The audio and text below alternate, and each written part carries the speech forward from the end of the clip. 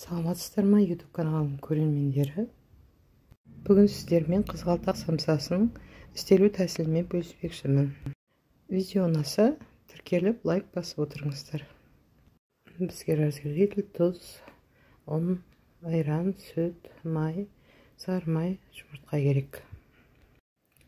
Осылай айранымызды, сүтімізді, майымызды,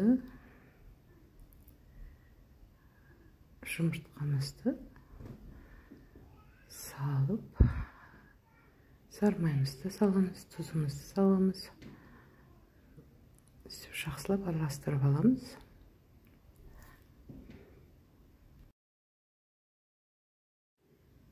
Разрыхительді ұнға салып, араластырып құрғақтарды солай үстіне салып, жұмсақ қамыр елейміз. Електен өткізіп аламыз міндетті түрде.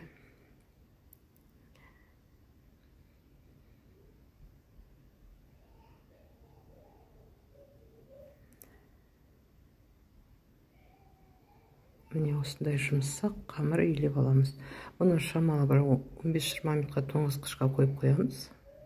Біз оға дейін іштен салатын салмамызды дайындаймыз.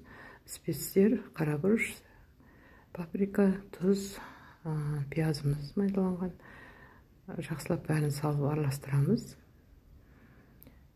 Сөйтіп, тоңазытқыдан шыққанша салмамызды дайындап қоямыз.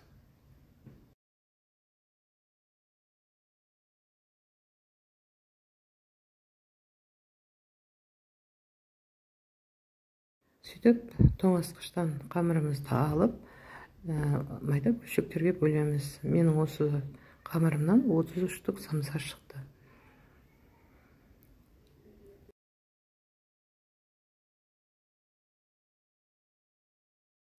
Міне осылай бәрін бөлшектеп аламыз. Сөйтіп осылай жаямыз.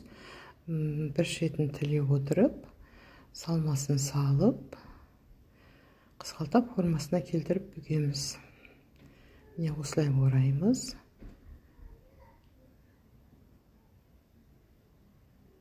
Сөйтіп, қызғалдақ формасына келтіреміз. Міне біз бүгіп болдық. Бұның үстіне бір жұмыртқаның сарысына бір қасық сүт қосып, бетіне жағып шықтым. Бүгілген жиегіне қара күнжіт септім. Бұны 180 градуста 35-40 минутта пісіріп шығарамыз. Міне біздің самсалар дайын болды. Осылай болып шықты біздің самса. Сіздермен бірге болған Лейла. Видео ұнаса, лайк басып тіркеліп отырыңыздар.